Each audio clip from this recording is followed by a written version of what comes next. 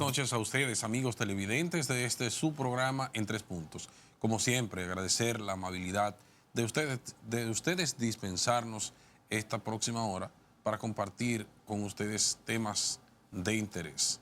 Buenas noches, doctor Balcácer, ¿cómo anda todo? Gracias, Guillermo. Buenas noches a ti, buenas noches al país.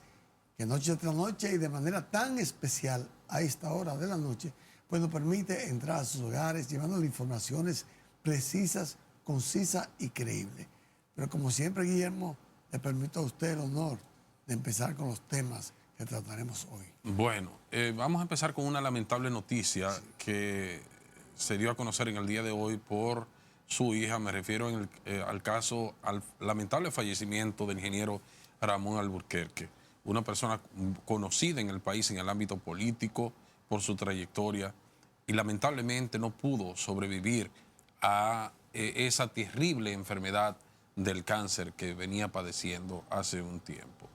El ingeniero Ramón Alburquerque, como lo vemos ahí, a la edad de 76 años, lamentablemente se nos fue en términos físicos, pero su legado y esa resiedumbre de un hombre con carácter va a quedar en la memoria de todos aquellos que tuvimos la oportunidad de ver su trayectoria en el ámbito político, además de aquellos también que han dado su testimonio en lo que tiene que ver con el trato, un conocimiento directo, amigos cercanos de él.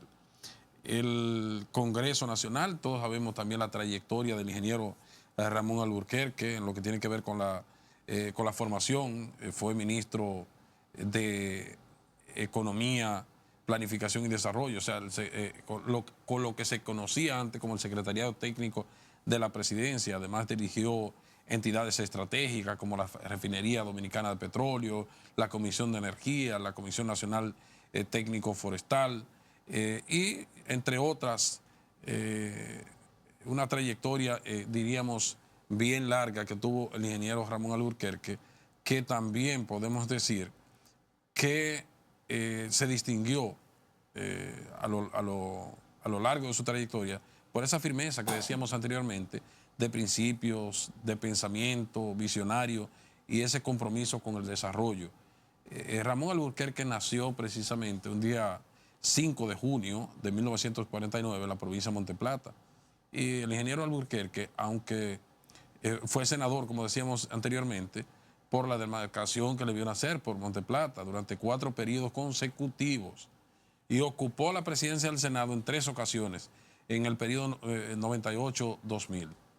Fue uno de ellos. Y su formación académica incluyen, como decíamos, los estudios de ingeniería química en la Universidad Autónoma de Santo Domingo, la UAS, y continuación de esa carrera en la Universidad de Kansas de los Estados Unidos, así como la formación en economía, planificación y desarrollo en prestigiosas universidades internacionales. Y la trayectoria de Alburquerque con relación a los cargos, ya lo mencionábamos, y decíamos también que es momento de recordarlo en esa larga trayectoria política de él y su coraje, su gallardía. Recordamos en el 99 que se hizo famoso por la frase aquella, entra en todo, como lo vemos ahí, en una disputa política que había justamente para la elección del secretario general de la Liga Municipal Dominicana. Y ahí vimos y vemos todavía esas imágenes que muchos recuerdan esa famosa frase que se la acuñan hoy en día a él. El liderazgo político de Alburquerque en el 2005 llegó a ser presidente del Partido Revolucionario Dominicano, y tras ese proceso de renovación interna que hubo en ese momento. Pero también fue partícipe, Balcácer y amigos televidentes, de la formación de lo que es hoy el Partido Oficialista, el Partido Revolucionario Moderno, cuando se dividió del Partido Revolucionario Dominicano. Su fallecimiento enluta, decimos, al liderazgo político del país y a sectores que reconocieron su aporte, no solamente en el ámbito político y todo lo que hemos mencionado, hasta profesor de una escuela fue en el área de matemáticas. No sé si lo hizo en otros centros educativos, pero sí lo recuerdo. Recuerdo las anécdotas de él hablando cuando fue profesor del Liceo Juan Pablo Duarte, el que está ahí ubicado precisamente entre el sector de Villa Consuelo. Villa Consuelo. Sí, entre el sector de Villa Consuelo y Villa María del otro lado, correcto. Lo que se le conocía antes como la Normal, que era una escuela muy vieja, que todavía se le llama la escuela La Normal. Pero ahí es que está funcionando el Liceo Juan Pablo Duarte, un liceo que en los 12 años de Balaguer, que había muchas situaciones, muchas convulsiones, la historia registra todos esos actos también subversivos que se daban allí. Su fallecimiento, reitero, no solamente enluta el liderazgo político del país, también a sectores que conocieron esos aportes que acabamos de mencionar y a la institucionalidad dominicana que él también abogaba por ella. Ante el momento, la familia no ha ofrecido detalles sobre las honras fúnebres. Sí tenemos conocimiento que este domingo también se les rendirá un homenaje ante ante el Congreso Nacional, en la sala. No, el Congreso, Sí, en el salón. pero específicamente en el Salón de Asamblea, correcto. Allí se les rendirán los honores por la trayectoria que él tuvo como legislador. Y una de las palabras que me identifico mucho con su hija, voy a ver si la comparto con nuestros amigos televidentes, cuando ella dio a conocer a través de la cuenta X, lo que antes se conocía como Twitter, y ella decía, su hija Mónica Alburquerque Mora, que hoy, con el corazón en las manos, despedimos a nuestro padre, a nuestro amado padre, el ingeniero Ramón Alburquerque Ramírez, honrados de ser sus hijos. Papi, fuiste un hombre de principios firmes, ideas visionarias, espíritu inquebrantable y un amor inmenso por tu familia y tu patria. Tu hermoso legado seguirá con nosotros como brújula interna para guiarnos siempre. Descanse en paz.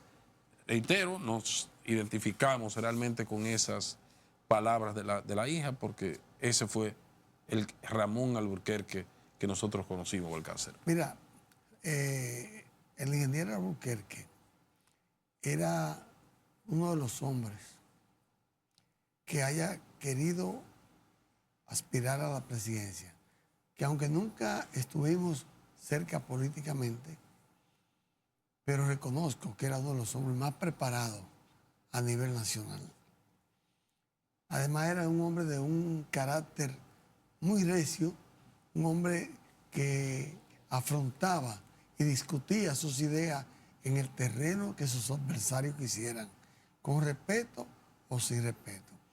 Es un hombre de verdad que digno de admiración, y lo único que podemos pedirle al Creador es que le dé paz eterna, le dé conformidad a su familia, que su partido, el PRM, por el cual luchó, sepa que no solamente el PRM ha perdido, sino el país también ha perdido un gran hombre.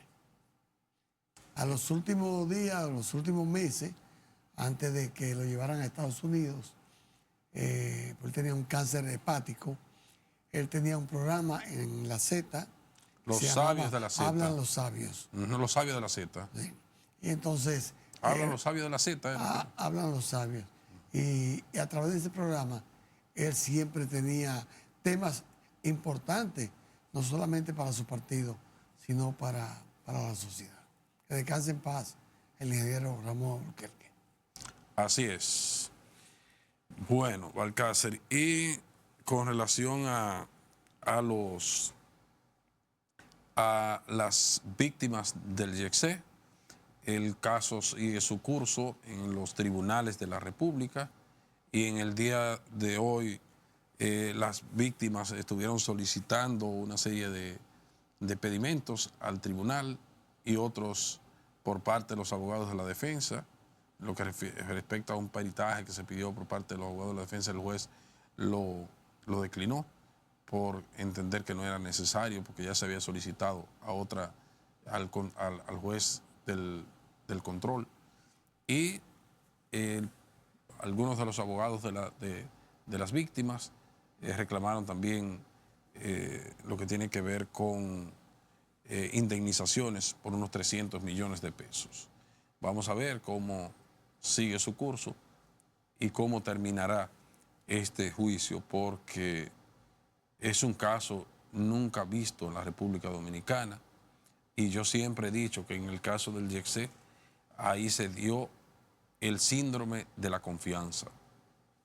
Me refiero porque ya, según las informaciones, se había advertido sobre la situación que estaba pasando allí y prefirieron alargar el trabajo que se debía hacer de manera profesional y preventiva a los fines de que no sucediera el hecho que todos conocemos que pasó, pero no se hizo. Y yo percibo, siempre lo he dicho desde el primer momento, el síndrome de la confianza, y no se va a caer, en eso puede aguantar, en un remiendito, como decía mi abuela, allí puede solventar la situación.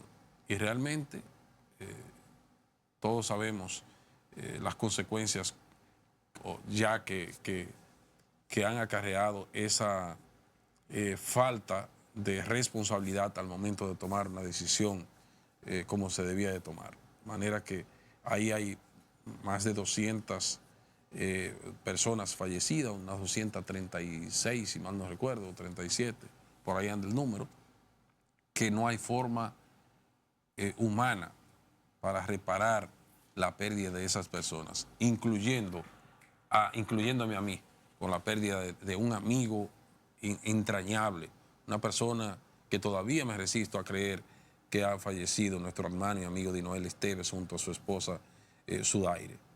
Fallecieron allí, como muchas otras familias también, en ese lamentable hecho histórico nunca visto aquí en la República Dominicana, desde mi punto de vista, reitero, por el síndrome de la confianza, Balcácer. Bueno, ese es un... Si usted quiere, Balcácer, podemos subir para que usted pueda ampliar más el comentario suyo después que nos vayamos a nuestra primera pausa comercial y de inmediato regresamos acá a compartir este y otros temas más.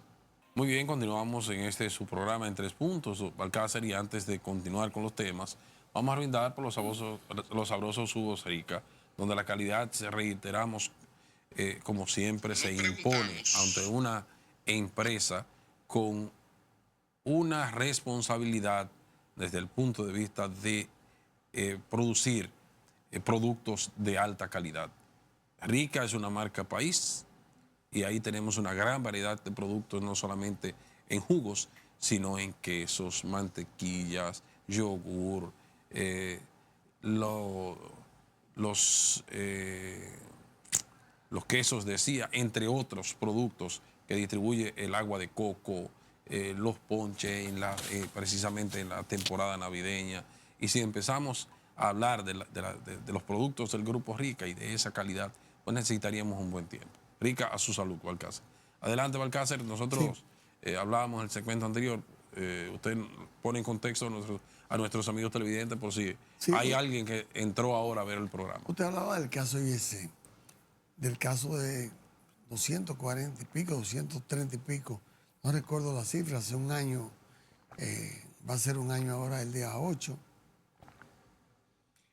Mire, ese es un caso que ahí se habla de 300 millones de indemnización que están pidiendo los familiares, pero eso es una parte de los familiares. Porque ahí hay personas que no se han pronunciado ni se van a pronunciar. Ese es un juicio que yo no me hago mucha ilusión de que en los 20 años que me puedan quedar de vida yo pueda ver el final de ese juicio. Porque ahí van a haber muchos abogados incidentalistas que van a hacer su trabajo, porque desgraciadamente yo no estoy de acuerdo como hay personas que critican a los abogados que están defendiendo a sus clientes, a los propietarios del YECE, porque para eso el abogado no tiene que ver por lo que usted esté preso, carga preso, se ha demandado. El abogado está para hacer su trabajo. Yo lo único que deseo es, simple y llanamente, que aquella persona que desgraciadamente perdieron su vida, Guillermo, pues el Señor lo haya cogido y lo tenga en descanso eterno, pero la justicia va a tardar mucho, porque ahí hay muchas cosas por donde cortar y hay muchas cosas que para probarlas va a ser muy difícil, Guillermo. Bueno, ahí hay situaciones, Balcácer, que como usted dice, hay personas que no solicitarán ninguna indemnización porque no le interesa lo económico.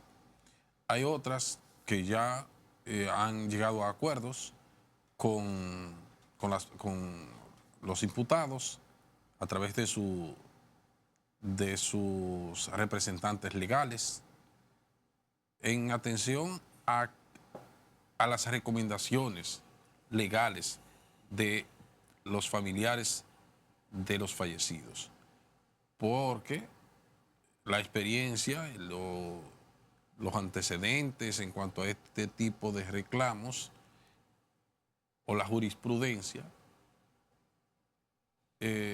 recomiendan también, en atención a eso, esos abogados de la defensa de las víctimas han recomendado que se lleguen a acuerdos para no dilatar el proceso y al final que no sea mala sal que el chivo, por lo que establece la ley, las limitaciones, porque una cosa es que pidan esta parte, como bien usted lo acaba de decir, de los abogados de los familiares de las víctimas, una indemnización por 300 millones de pesos, y otra cosa es lo que el tribunal decida que se le va a otorgar como indemnización y lo que la ley permita también. Entonces, todo ese tipo de situaciones y lo que sea demostrable se analizan muchas veces y se toman decisiones. Y cuando yo digo lo que sea demostrable, no estoy defendiendo ninguna parte, ese no es el fin de los comentarios. Pero déjeme decir lo siguiente, hay mucha gente que yo en estos 2 o 3 días he oído pronunciarse con respecto a que esa medida de coerción que se le impuso a los hermanos de Payán se eche hacia atrás y que estos vayan a purgar una condena que no ha sido todavía emitida por ningún tribunal. Y si ya el juez de la jurisdicción correspondiente consideró que ellos no se van a sustraer en ningún momento del proceso, y durante este año ellos se han mantenido yendo a cada vez que son citados, yendo al tribunal, yo creo que esa parte, Guillermo, va a ser muy difícil, porque el juez solamente tiene que ver con que ellos garanticen su presencia ante los tribunales correspondientes. Y ellos lo están haciendo. Y no creo que tengan la fuerza necesaria, por más que manejen opinión pública, de variar las opiniones que ya puedan tener ni los jueces ni los familiares, ni ocultar ningún tipo de dato, Guillermo. Así es.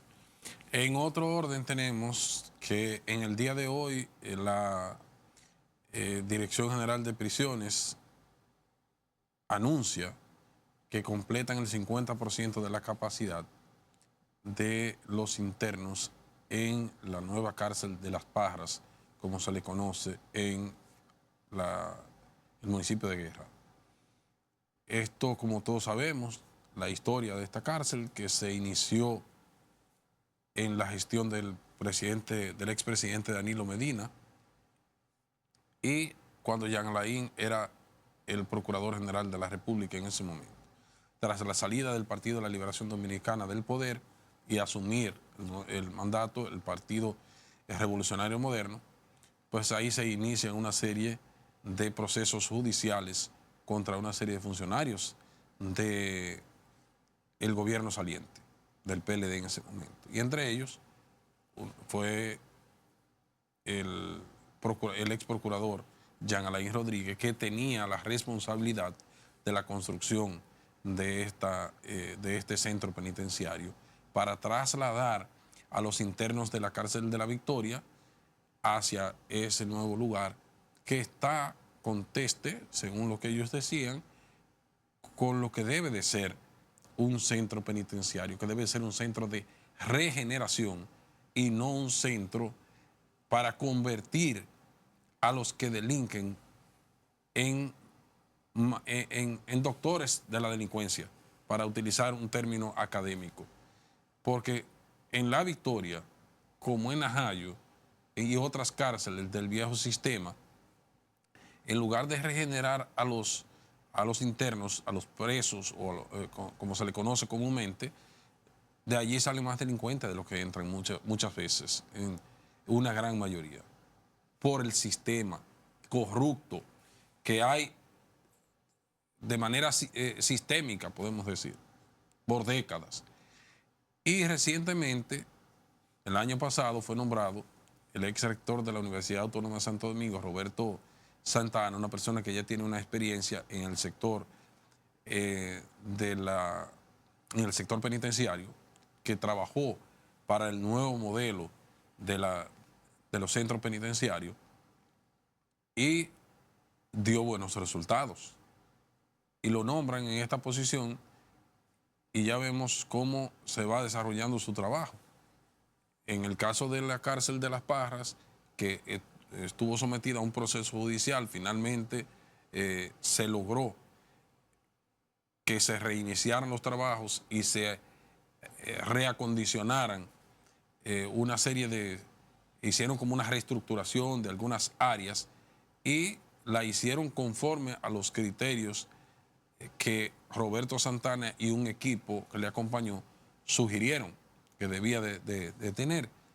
Y reitero, finalmente se terminó una gran parte. Todavía faltan, según las informaciones, algunos pabellones, pero ya empezaron con los pabellones, creo que fueron 3 o 4, algo así, que inauguraron recientemente, el año antepasado, y empezaron a trasladar a 9,000 aproximadamente internos que hay en la cárcel de La Victoria, con una capacidad de menos de 1,000 personas que tenía la cárcel de La Victoria. Imagínense ustedes cómo estaban allí, apilados, un cementerio de hombres vivos, como se le decía siempre. Hoy trasladaron a 400, que con eso completan el 50% de la capacidad actual disponible que hay.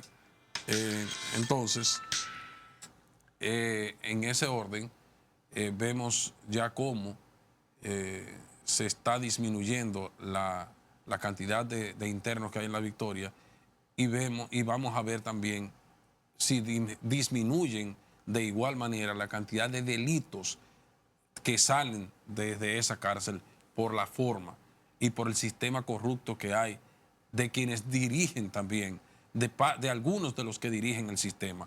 Entiéndase, los guardias en alguna de esas cárceles, los policías, y siendo permisivo la institución que los rige a ellos, que es la Procuraduría General de la República.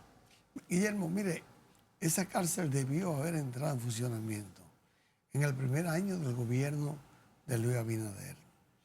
Esa cárcel, el haberla mantenido, vamos a decir, abandonada, hizo que tuviera que perder el Estado más de 300 o 400 millones de pesos, que es lo que tuvo que reinvertir el gobierno para ponerla en condición, para empezar a trasladar los presos de La Victoria hacia La Parra. Yo creo que ahí el gobierno, la Procuraduría General de la República, no actuó de la forma más correcta, Guillermo. ¿Por qué? Porque simplemente con haber hecho lo mismo que hicieron hoy, pudieron haberlo hecho hace 4 años y ya eso hubiese sido un caso cerrado, Guillermo, como decía aquella famosa entrevistadora de televisión. Yo creo que ahí se perdió bastante tiempo y yo creo que eso no solamente fue en detrimento de los presos que anhelaban ser trasladados a esta nueva cárcel, sino en detrimento del país, que se perdieron ahí más de 400 millones de pesos, Guillermo. Lo que pasa es que, en primer orden, había una situación técnica, pericial, que debía de realizarse. Pero entendemos lo que usted dice.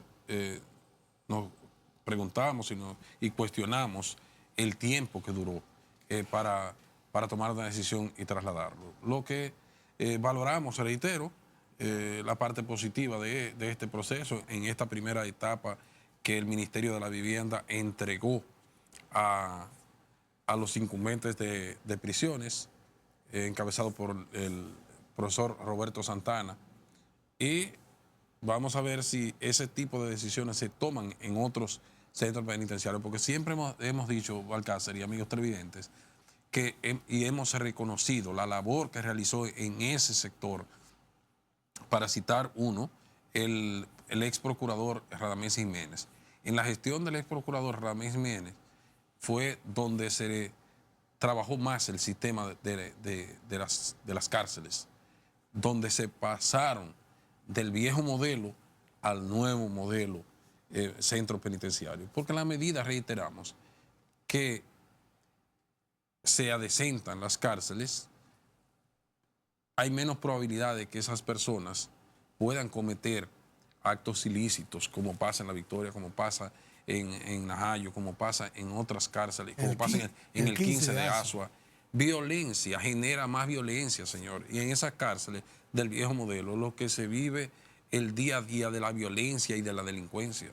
Y muchas mentes retrógradas, análogas, para decirlo más, en un término más menos fuerte, Balcácer, entienden que el maltratar a una persona que está detenida, en someterlo a un ambiente como ese, creen que eso puede regenerar, y no. Vemos el ejemplo del 15 de Asua, cómo es el diario vivir, y nada más hay que ver esas entrevistas que se le hacen a los internos que han purgado 10, 15 y hasta 20 años en esos centros penitenciarios, para que nos demos cuenta realmente cómo es el sistema realmente. Vámonos a nuestra siguiente pausa comercial y de inmediato regresamos. Continuamos en este de su programa en 3 puntos. Balcácer, adelante. Guillermo, fíjate, yo casi nunca, por no decir nunca, estoy de acuerdo con las peticiones que hacen los llamados sindicatos de transporte, que más que sindicatos son empresas de transporte. Pero por primera vez creo que voy a defender una posición del Consejo Nacional de Transporte, CONATRA. Mira, esta gente, donde el presidente de su compueblano, Antonio Marte, son los que dirigen el llamado corredor Núñez de Cáceres, que es el que pasa por la Núñez de Cáceres, viene por la feria, y bueno, ellos alegan, están exigiéndole al Intran que cumpla con la revisión de la canasta de gasto que tienen esta compañía que regentea esta guagua. ¿Por qué, Guillermo? Y creo que ellos tienen razón. Fíjate, cuando se supone que ellos iban a transportar cerca del 90% de los estudiantes, porque esas guaguas creo que pasan también por el INTE, que vienen de INTE, Núñez de Cáceres, hasta la feria, iban a transportar el 90%. Sacaron todos los carros que cubrían esa ruta, pero ahora tienen una competencia mucho más fuerte en los motores. ¿Por qué? Como esa es una avenida que está sobrecargada de vehículos, pues las guaguas tienen que ir a una velocidad mucho más despacio, con mucho más cuidado, y entonces los motoristas, los llamados Uber Motor y todo eso, están haciendo su agosto, porque al no haber carro público, ellos son los que están transportando, Guillermo, más del 60% de los ciudadanos que se mueven en esa área. Entonces ellos lo trasladan, cuando no hasta la 27, cuando no hasta la Rómulo Betancourt, cuando no hasta la Independencia con Núñez de Cáceres. Es decir, que cuando las guaguas vienen a pasar, lo que encuentran, Guillermo, son 2 o 3 o 4 pasajeros, lo que no le está permitiendo, y hay que ser justo, hay que decirlo, la inversión que hace un motorista con un motor de 15, 20, 30, no sé cuánto puede costar un motor, es incomparable con la inversión que hay que hacer para usted tener 30, 40 o 50 guaguas funcionando en esa zona, donde usted tiene que pagar chofer, mantenimiento, talleres de mecánica, gastos que se producen en ese vehículo de motor. Entonces ellos están compitiendo de una forma donde es imposible poder subsistir. Yo creo que el gobierno, el Intran, debe buscar la manera no solamente de complacerlos a ellos, sino de que si se llegó a la civilización en esa parte de la ciudad, donde hayan guaguas nuevas, como se metieron ahí, nuevas cómodas, guaguas nuevas, guaguas con aire acondicionado, mejores que los carros que habían. Entonces ahora, Guillermo, quienes están sacándole beneficio al retiro de los vehículos, de los carros que habían, son los llamados motoconchitas. Así que por primera vez yo creo que yo tengo que apoyar esa protesta de los conductores de guagua del Consejo del CONATRA que cubren esa ruta de la Avenida de Cáceres. A propósito de los motoconchos, y no me voy directamente al comentario suyo, sino que lo enlazo cuando usted menciona los motoconchos. ¿Sabe que los motoconchos tienen asociaciones a nivel interno y hay una federación también que se hace llamar las representantes de esas asociaciones? El presidente el presidente de esa federación estuvo nada más y nada menos que en Fitur. Invitado por David Collado. Sí, yo no sé quién lo invitó. No, realmente bueno, no. Se dice. No tengo la información. Se dice. Ahora, dígame. Se dice que David Collado, con la influencia que tiene. Y no quiero menospreciar. Lo que pasa es que tengo informaciones que es una persona muy lista. Para que usted siga, déjeme enlazar. David Collado, con las relaciones que tiene con los bancos grandes y con ciertas instituciones, está invitando a Fitur periodistas de cierto nivel que inclusive están yendo con parte de su familia. Está invitando dirigentes importantes de sindicatos, así como ese de Fundomoto, que yo no lo sabía. Yo no sé si fue él que lo invitó, realmente no. Yo le estoy diciendo a usted lo que se comenta. Entonces yo creo que el Fitur es un cónclave que se hace en España sobre turismo y yo creo que no debiera politizarse la persona que... Mire, es importante esa actividad donde la República Dominicana tiene una participación significativa muy allí. Importante. Y contradigo a aquellos que critican la inversión que se hizo en el stand de la República Dominicana y comparado con otros, creo que fue con el de Guatemala, que fue el que ganó el primer lugar, que la inversión fue muy mínima respecto al nuestro.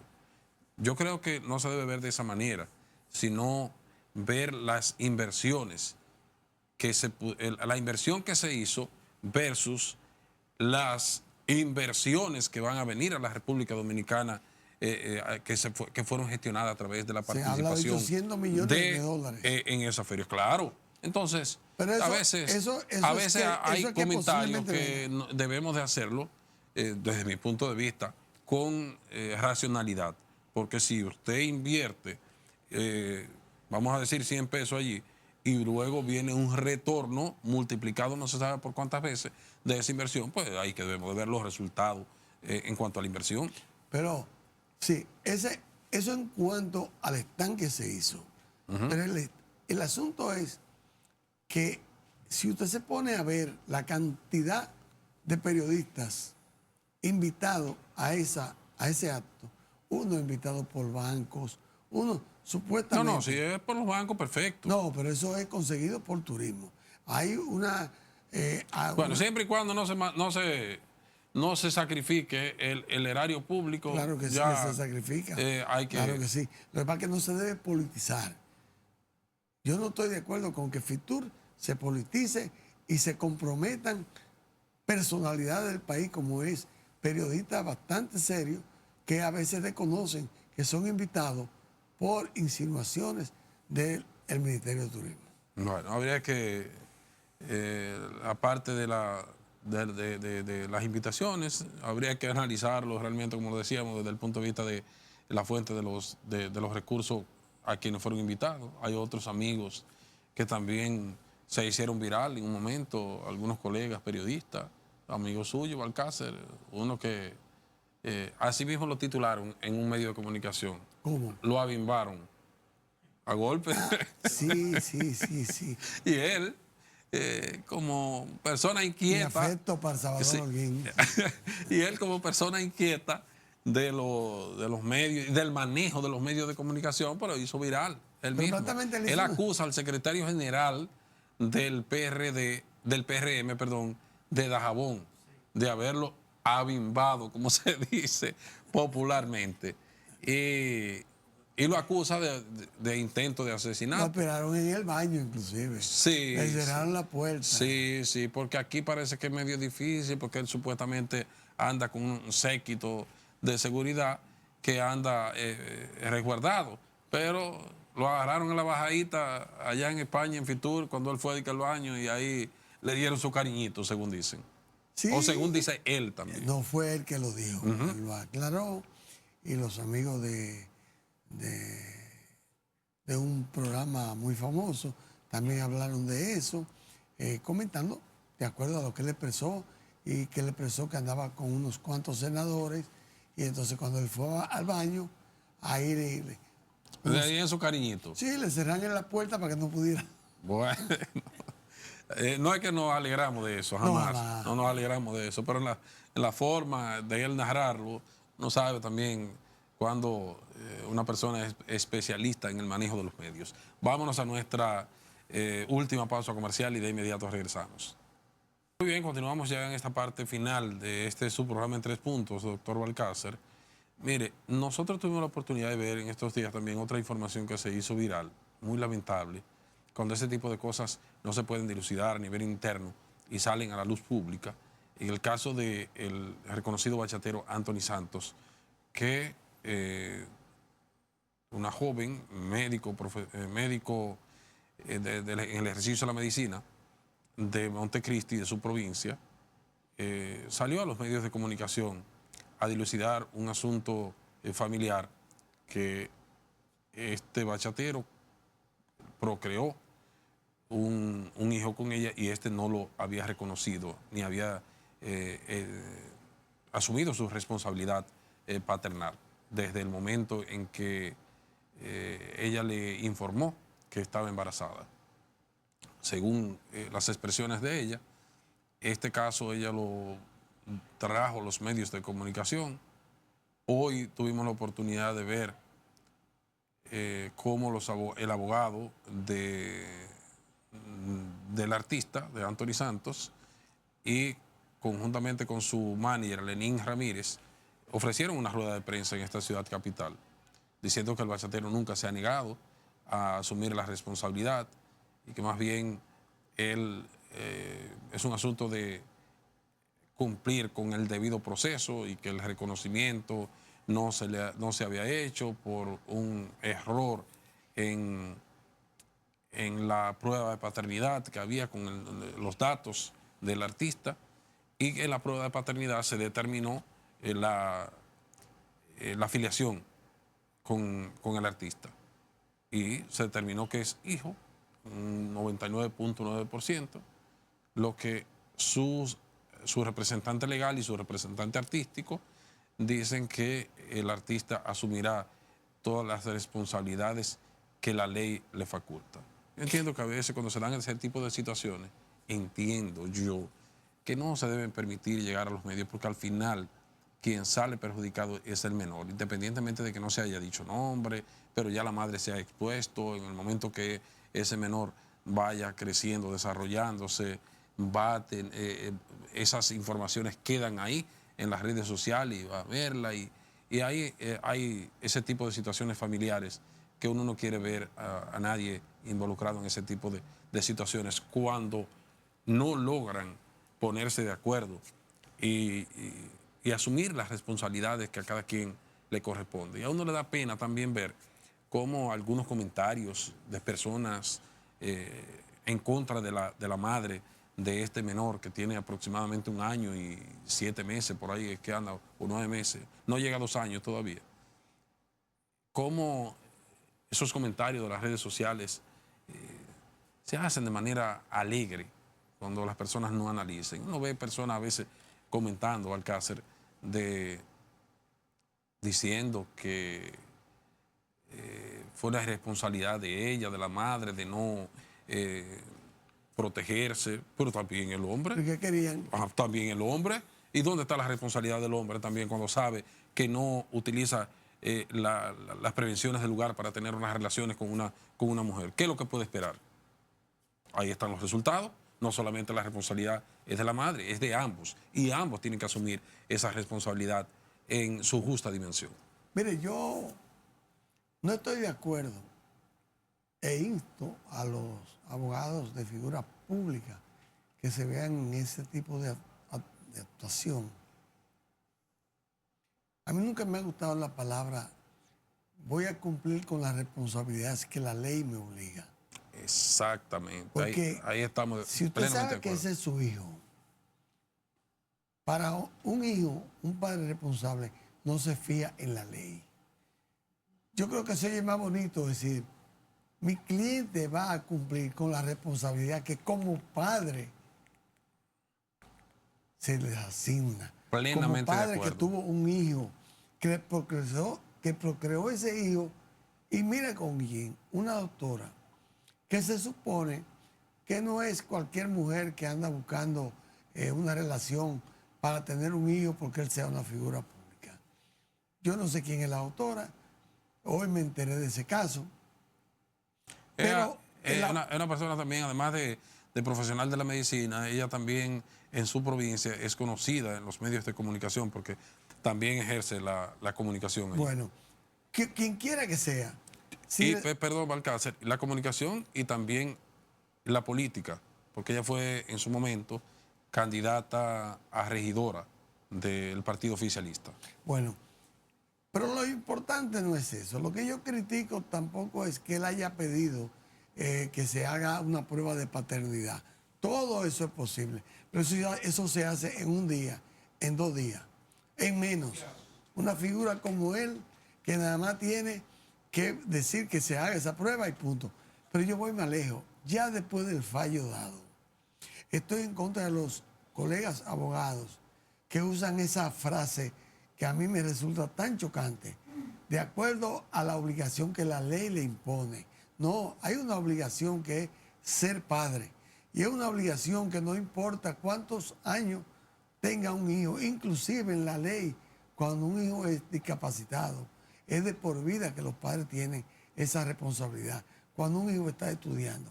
Así que yo de verdad que insto a los abogados del derecho, a los profesionales del derecho, a que cuando les toque defender un caso como este, no utilicen de acuerdo a lo que la ley obliga, sino no es la ley que obliga, lo que obliga es la formación que tenga el hombre ante un hijo que ha procreado.